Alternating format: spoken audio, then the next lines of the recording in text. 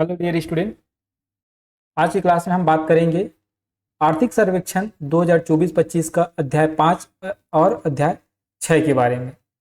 हमने अभी तक अध्याय 1 से लेकर 4 तक बहुत विस्तार पूर्वक अध्ययन किया है।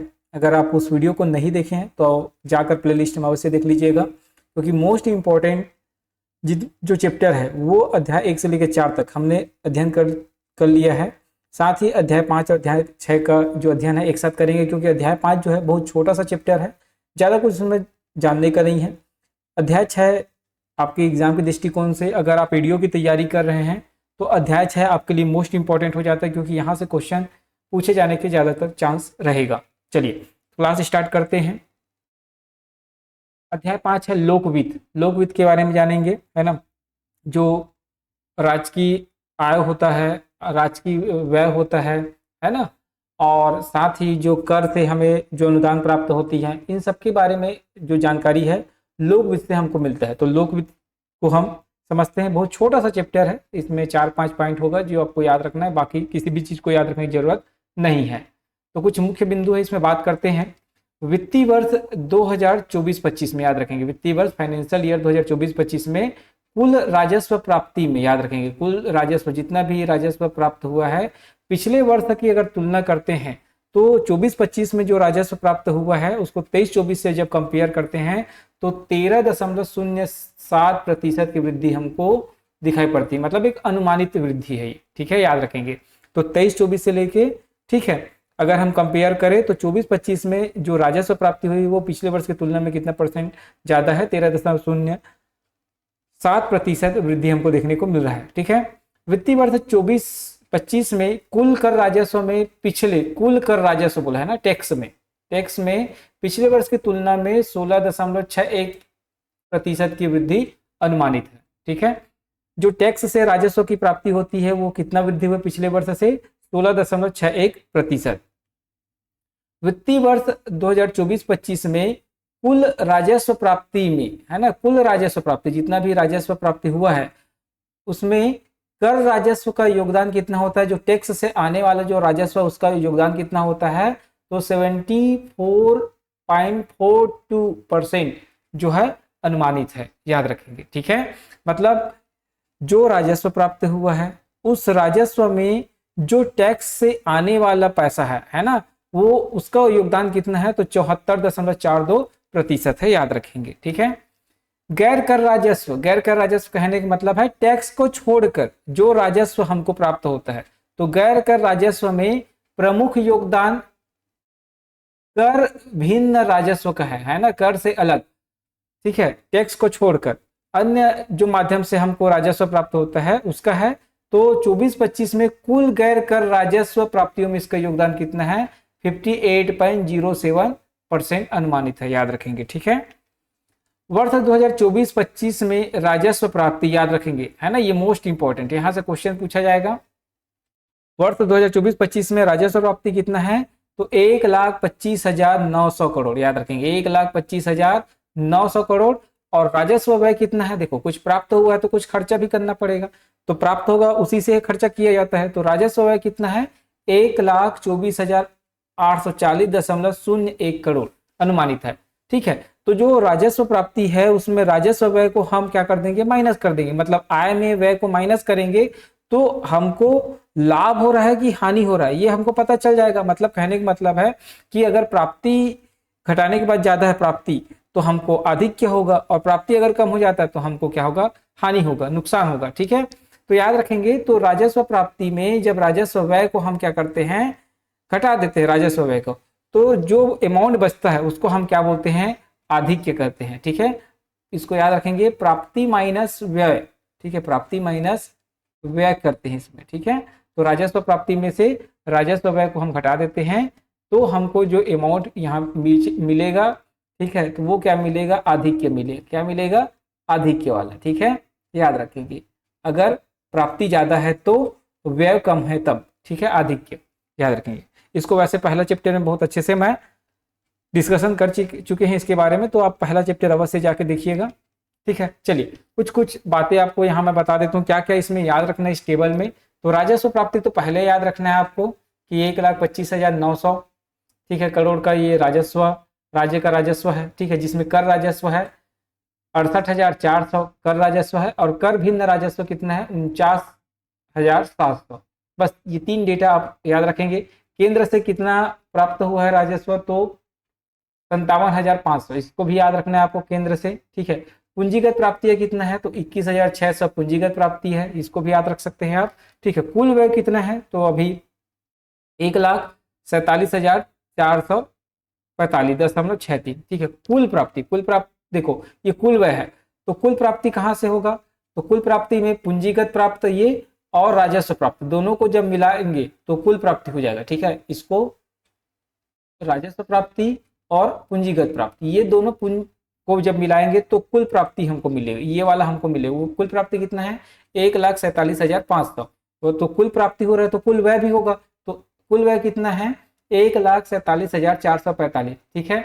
तो याद रखेंगे, मतलब आपको यहाँ भी क्या मिलेगा, आधिक्य देखने को मिल रहा है। क्या देखने को मिल रहा है, आधिक्य, याद रखेंगे, ठीक है। क्योंकि 1,47,500 है ये आपका प्राप्ति, व्यय कितना है 1,47,445, इतना मान लेते हैं। तो हमको 5 करोड़ का क्या मिल रहा है, आपको आधिक्य लगभग देखने को मिल रहा है, ठीक है, याद रखेंगे, ठीक है दोस्तों। चलिए, तो इसको भी तो आधिक्य है। राजस्व व्यय कितना है इसमें, आप देख सकते हैं, इसको उतना आपको याद रखने की जरूरत नहीं है इसको, ठीक है।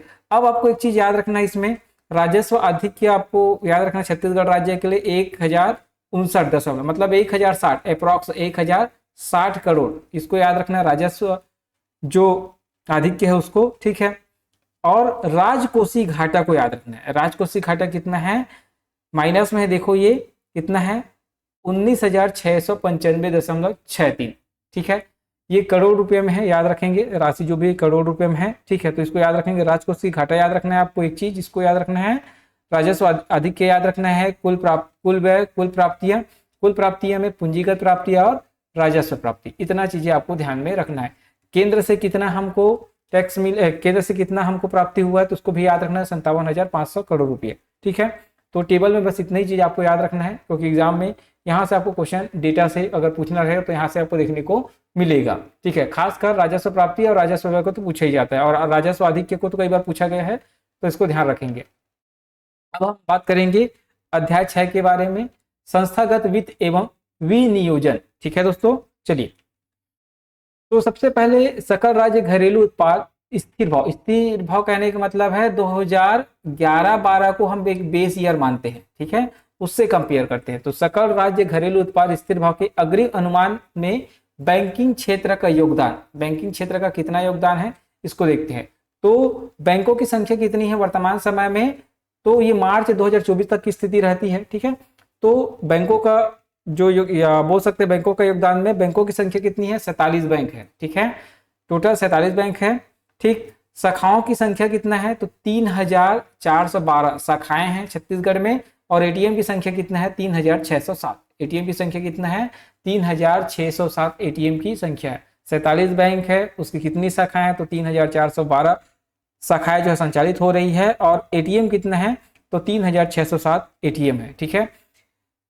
अब हम बात करते हैं वर्ष 24-25 के सकल एसजीडीपी स्थिर भाव के अग्रिम अनुमान में बैंकिंग क्षेत्र का योगदान कितना है 9,29,472 लाख रुपए अनुमानित है, याद देंगे, ठीक है। तो बैंकिंग क्षेत्र में का योगदान कितना रहता है, तो 9,29,472, इसको याद रखेंगे, ये जो है अनुमानित है योगदान, ठीक है।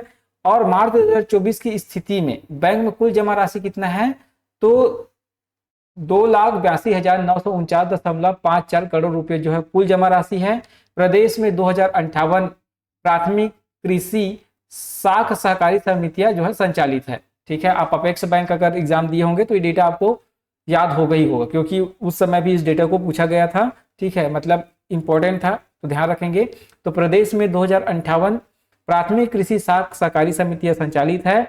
इन समितियों में लगभग 30 लाख या 29 लाख जो कृषक सदस्य है, याद रखेंगे, ठीक है। इन समितियों के क्या होते हैं, जो किसान होते हैं वो सदस्य होते हैं, पंजीकृत किसान, याद रखेंगे उसको भी, ठीक है। जो पंजीकृत किसान होते हैं वही सदस्य होते हैं, इसको भी ध्यान रखेंगे। तो इन समितियों में लगभग 29.05 लाख कृषक जो है सदस्य है। कृषकों को प्राथमिक कृषि साख समितियों के माध्यम से 1 अप्रैल 2014 से, याद रखेंगे, कब से 1 अप्रैल 2014 से जो है ब्याज मुक्त अल्पकालीन कृषि ऋण उपलब्ध कराई जाती है ना। 1 वर्ष से जो कम के लिए ऋण होता है उसको क्या बोलते हैं, अल्पकालीन ऋण। ठीक है, तो अल्पकालीन कृषि ऋण जो है उपलब्ध कराया जाता है किसानों को हर साल, मतलब 1 साल के लिए लोन दिया जाता है, 1 साल के अंतर्गत उसको क्या करना रहता है, पटाना रहता है। ठीक है, तो अल्पकालीन कृषि ऋण बोलते हैं। तो जो गवर्नमेंट है, जिस समय कांग्रेस सरकार आई थी तो उस समय इसी अल्पकालीन कृषि ऋण को माफ किया गया था, ध्यान रखेंगे। ठीक है, तो 1 अप्रैल 2014 से ब्याज मुक्त, मतलब जो भी आप ऋण लेंगे उसके लिए कोई भी आपको ब्याज देने की जरूरत नहीं है 1 साल के लिए। ठीक है, उसके बाद याद रखेंगे छत्तीसगढ़ राज्य सहकारी विपणन संघ द्वारा प्रदेश में कुल 2739 उपार्जन केंद्रों के माध्यम से क्या किया जाता है, धान का उपार्जन किया जाता है, उठाव किया जाता है, खरीदी किए जाते हैं, याद रखेंगे। ठीक है, और जितने भी उपार्जन केंद्र सब कंप्यूटराइज्ड है। आपको मालूम होगा कि आप अगर धान बेचने गए होंगे कभी या अपने गांव में जाके देखे होंगे सहकारी समिति में, तो जितना भी अब टोकन है वो ऑनलाइन हो चुका है। साथ ही अब जब धान बेचते हैं तो आपका फिंगरप्रिंट या जो आपका रेटिना जो है स्कैनर के माध्यम से जो है धान जो है वहां बेचा जाता है। ठीक है, तो सभी जो बोल सकते हैं जो विपणन समिति है वो क्या हो गई है, कंप्यूटराइज्ड हो गई है। ठीक है, ये बात आपको ध्यान होना चाहिए। साथ ही आपको ये भी मालूम है जो पीडीएस सिस्टम है वो भी क्या है, कंप्यूटराइज्ड हो चुका है पूरा 100%। ठीक है, तो उसको भी ध्यान रखेंगे। ठीक, तो 2739 उपार्जन केंद्रों के माध्यम से क्या किया जाता है, धान खरीदी की जाती है। अब एक चीज याद रखेंगे कि बैंकिंग क्षेत्र का सकल राज्य घरेलू उत्पाद में भागीदारी, अगर हम बात करें देखो तो जो प्रतिशत में योगदान है इसको ध्यान रखेंगे। जो प्रतिशत में योगदान है देखो 2019-20 में ना बैंकिंग क्षेत्र का कितना प्रतिशत योगदान था, तो 3.22%। उसके बाद 20-21 में बढ़कर 3.32% हो गया। फिर 21-22 में कम हो गया था, 21-22 में कम हो गया था। ठीक है, कोरोना का समय था, उससे उभर रहा था देश, तो 21-22 में ये कम हो गया। फिर 22-23 में थोड़ा सा ग्रोथ किया, 23-24 में 3.05 का ग्रोथ किया, फिर 24-25 में 3.03। कहने का मतलब है कि 20-21 में सबसे ज्यादा ग्रोथ में था ये बैंकिंग सेक्टर। उसके बाद जो है आपको जो डेटा है, जो योगदान है वो कम देखने को मिलता है। ठीक है, अब वृद्धि की बात करें तो वृद्धि कब कब कितना कितना हुआ है, तो 19-20 में 8.23% का वृद्धि हुआ था। ठीक है, ये योगदान है बैंकिंग क्षेत्र का योगदान। ठीक है, ये जो है उस बैंकिंग में कितना प्रतिशत का ग्रोथ हुआ, तो 19-20 में 8.23% का जो है ग्रोथ देखने को मिला था। फिर 20-21 में 4.08 का। ठीक है, कोरोना का समय जो चालू होता है तो उस समय 4.08 का। फिर 21-22 में तो माइनस में चला गया, -4.91% का। ठीक है, फिर 22-23 में आपको 8.10 का।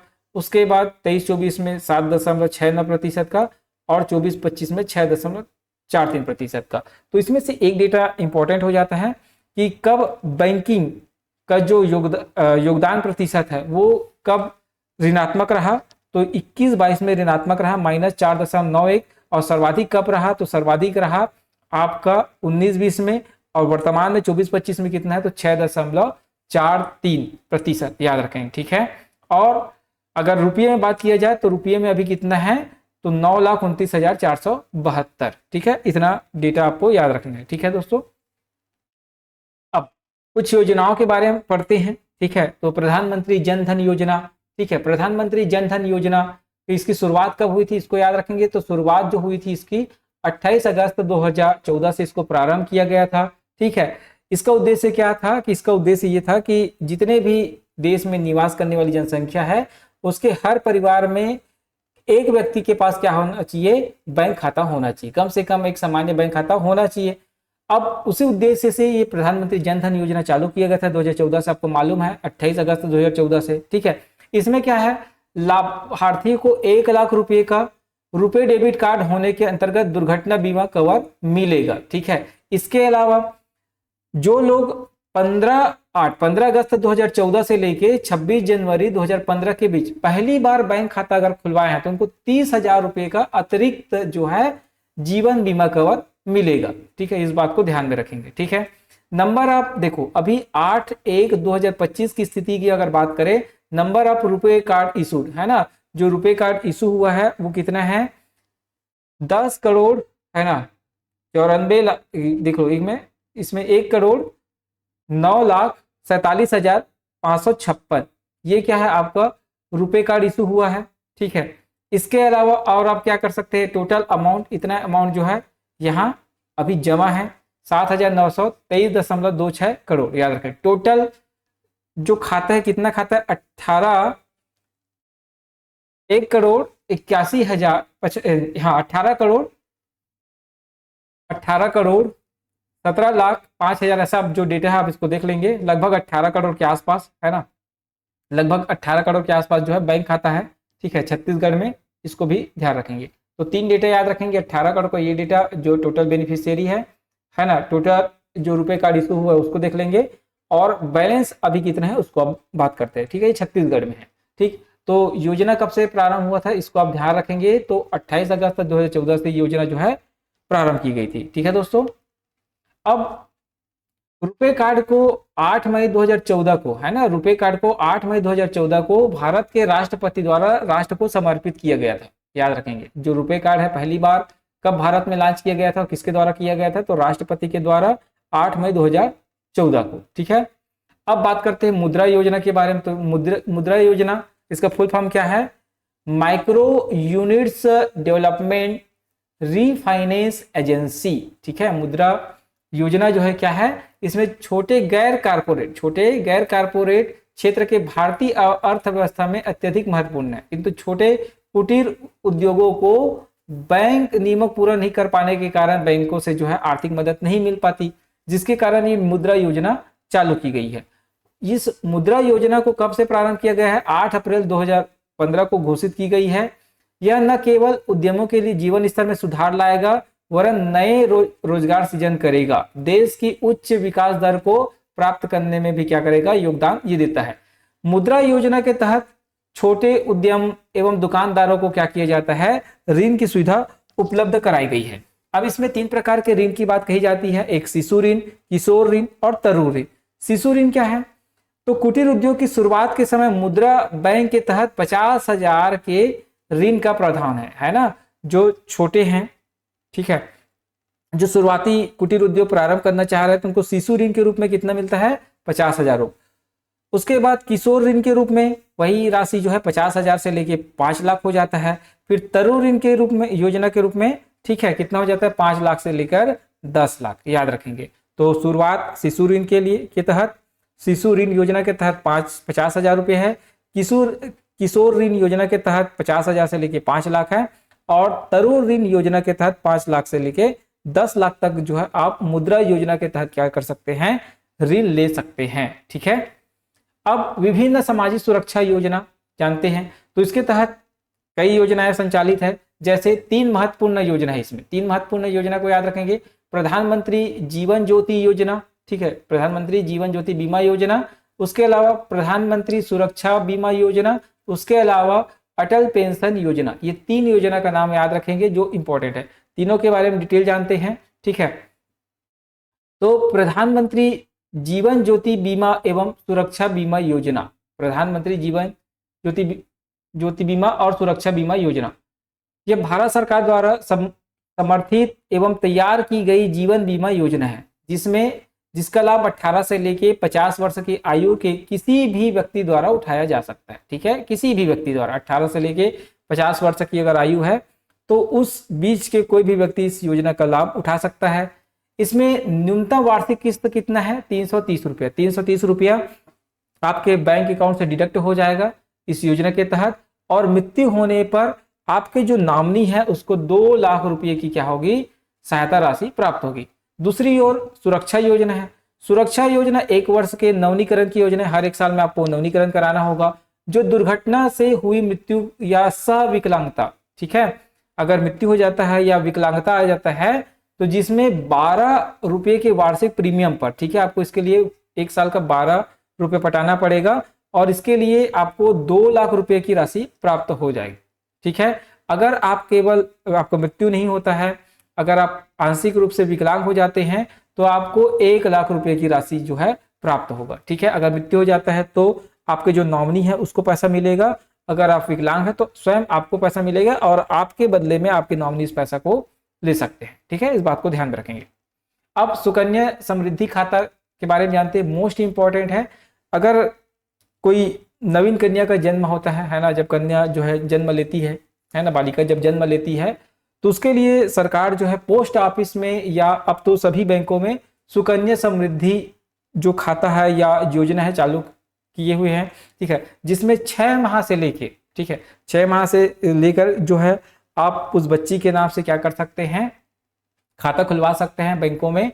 साथ ही जो पोस्ट ऑफिस है उसमें, जिसको सुकन्या समृद्धि खाता कहा जाता है, और उसके 18 वर्ष तक होते होते आपको इसमें पैसा पटाना रहता है। और जैसे ही वो बच्ची जो है 18 साल की हो जाती है तो उसके बाद उसको उस पैसा का लाभ मिलेगा, ठीक है। तो ये योजना कब प्रारंभ हुई थी? ये योजना जो है शासन की बेटी बचाओ और बेटी पढ़ाओ आंदोलन का एक भाग है, याद रखेंगे, ठीक है। यह 22 जनवरी 2015 को लागू की गई थी, याद रखेंगे, 22 जनवरी 2015 को इसको लागू की गई थी। इसमें निवेश करने पर 9.1% की वार्षिक दर से आपको क्या होता है, लाभ प्राप्त होता है, ठीक है। जो भी पैसा आप जमा करेंगे उसमें 9.1% की दर से ब्याज मिलेगा। लेकिन अब ये 15-16 से इसकी ब्याज दर को बढ़ा दी गई है। कितने कर दी गई है? 9.2% कर दी गई है, ठीक है, याद रखेंगे। और इसमें जो ब्याज है साल का है ना, 9.2%, याद रखेंगे, प्रति वर्ष संयोजित की जाती है, ठीक है। उसके बाद हम बात करते हैं अटल पेंशन योजना। अटल पेंशन योजना में क्या होता है, इसमें जो है प्रति माह कम अंशदान पर पेंशन का लाभ लेने हेतु प्रस्तावित की गई इस योजना को, ठीक है। इसमें जो व्यक्ति निजी क्षेत्र में, प्राइवेट सेक्टर में कार्यरत करते हैं, ठीक है, निश्चित पेंशन प्राप्त करने के लिए उनको 1000 से लेके 5000 रुपए कर इस योजना को चुन सकते हैं। मतलब वो चाहते हैं कि जब उनका नौकरी है वो खत्म हो, उसके बाद उनको पेंशन मिले, तो उसके लिए जो है वो 1000 से लेकर 5000 रुपये तक इस योजना के तहत जमा कर सकते हैं। फिर बाद में उसको पेंशन के रूप में वही क्या होगा, प्राप्त होगा, ठीक है। इसमें अंशदायी व्यक्ति की अगर मृत्यु हो जाती है तो उसकी पत्नी या नामित व्यक्ति को पेंशन एवं संचित राशि का दावा वह कर सकता है। किंतु योजना केवल निम्न आय वर्ग के समूह के लिए, याद रखेंगे, किसके लिए है? निम्न आय वर्ग के समूह के लिए है, जो करदाताओं की श्रेणी में नहीं आते, उनके लिए ये योजना है। जैसे सुरक्षा गार्ड, वाहन चालक, घरेलू कार्य में सहायता देने वाले लोगों के लिए योजना जो है प्रारंभ की गई है। उसके बाद राष्ट्रीय कृषि एवं ग्रामीण विकास के बारे में कुछ बात करते हैं, जो आपके एग्जाम के दृष्टिकोण से मोस्ट इंपॉर्टेंट है एडीओ के लिए, अगर आप तैयारी करते हैं तो। ग्रामीण आधारभूत सुविधा विकास निधि, याद रखेंगे इस योजना को, है ना, ग्रामीण आधारभूत विकास, है ना, आधारभूत सुविधा विकास निधि। इस निधि के अंतर्गत नाबार्ड द्वारा छत्तीसगढ़ राज्य को 23-24 के दौरान, है ना, नाबार्ड के द्वारा छत्तीसगढ़ राज्य को 23-24 के दौरान 1770 करोड़ रुपए की ऋण राशि स्वीकृत की गई।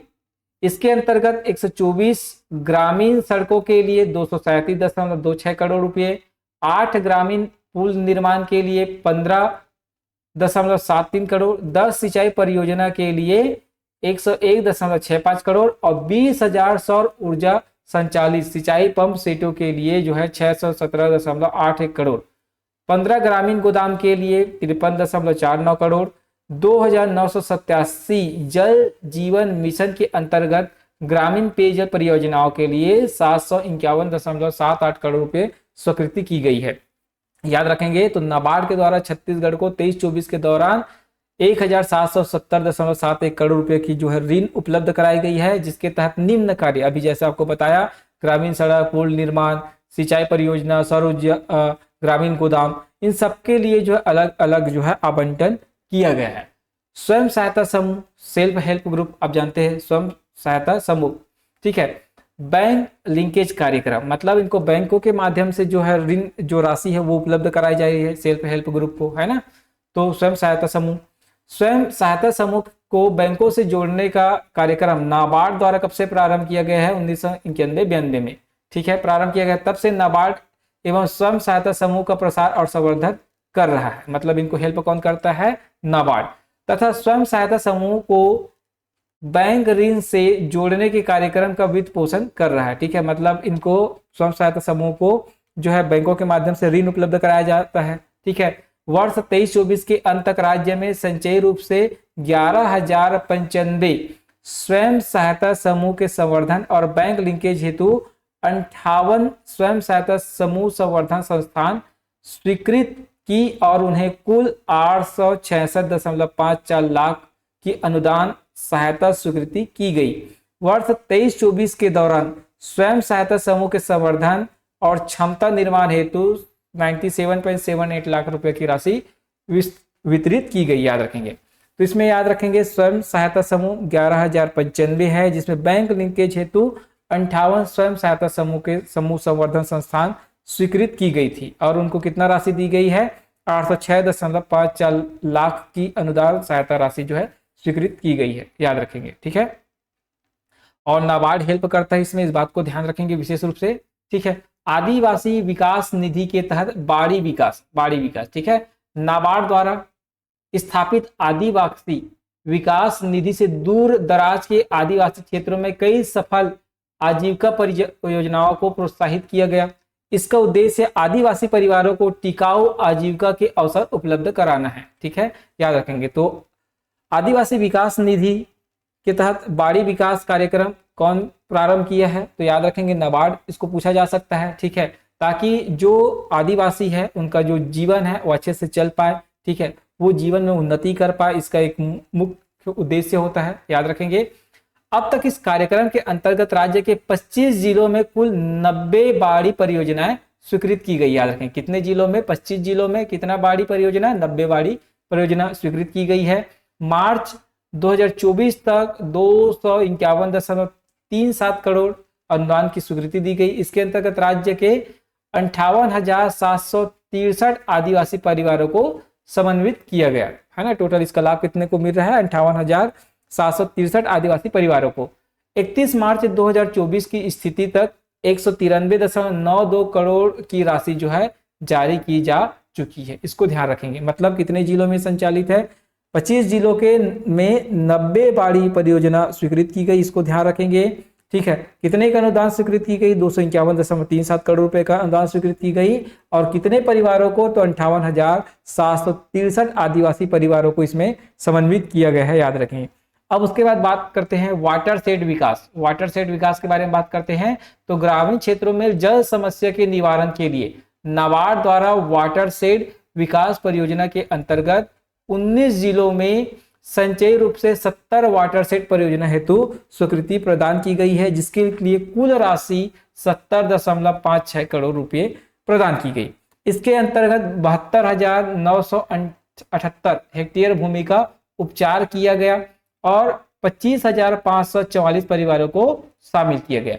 31 मार्च 2024 तक 55.24 करोड़ की राशि जारी की जा चुकी है, ध्यान रखेंगे। ठीक है, कुल राशि कितना है, 70.56 करोड़ है, जिसमें से 55.24 करोड़ रुपए की राशि जो है जारी की जा चुकी है, इसको ध्यान रखेंगे। कितने हेक्टेयर भूमि का उपचार किया जा रहा है, तो 72,978 हेक्टेयर भूमि का उपचार किया गया। ये कितने परिवार इसमें शामिल है, तो 25,544 परिवार शामिल है। कितनों जिलों में, तो 19 जिलों में। कितना वाटर शेड परियोजना, तो 70 वाटर शेड परियोजना। कौन, किसके द्वारा, तो नाबार्ड के द्वारा। इतने बातें आपको ध्यान में रखना है। ठीक है, अब कृषक क्लब और कृषक उत्पादक संगठन। ठीक है, नाबार्ड में स्थापित प्रोड्यूस निधि के अंतर्गत, किसके अंतर्गत, प्रोड्यूस निधि के अंतर्गत 57 कृषक उत्पादक संगठन संवर्धित किए गए हैं। कितना, 57 कृषक उत्पादक संगठन। ठीक है, नाबार्ड में स्थापित PODFID निधि के अंतर्गत 7 कृषक उत्पादक संगठन की स्वीकृति की गई है। ठीक है, याद रखेंगे। नाबार्ड के विभिन्न क्षमता निर्माण कार्यक्रमों के माध्यम से कृषक क्लब, कृषक उत्पादक संगठन की क्षमता में वृद्धि हेतु प्रयास किए जा रहे हैं।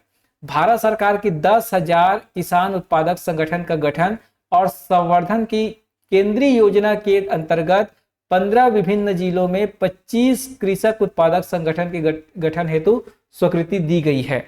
ठीक है, याद रखेंगे। भारत सरकार के टोटल 10,000 किसान उत्पादक संगठन का गठन और संवर्धन। ठीक है, तो अगर हम बात करें छत्तीसगढ़ में 25 कृषक उत्पादक संगठन के गठन हेतु स्वीकृति दी गई है एवं उनका कार्यान्वयन जो है शुरू किया गया है, याद रखेंगे। ठीक है दोस्तों, तो ये रहा आज का हमारा अध्याय 5 और अध्याय 6। उम्मीद करता हूं ये वीडियो आपको पसंद आ रहा होगा और कोशिश रहेगा कि कल से हम जो है एडीआई के लिए MCQ की सीरीज भी स्टार्ट करें। ठीक है दोस्तों, अगर चैनल पर पहली बार आए हैं तो आप जो है हमारे चैनल को सब्सक्राइब कर सकते हैं, हमसे जुड़े रह सकते हैं और आगामी परीक्षाओं की तैयारी आप हमसे जुड़कर भी कर सकते हैं। आज के लिए बस इतना ही, धन्यवाद।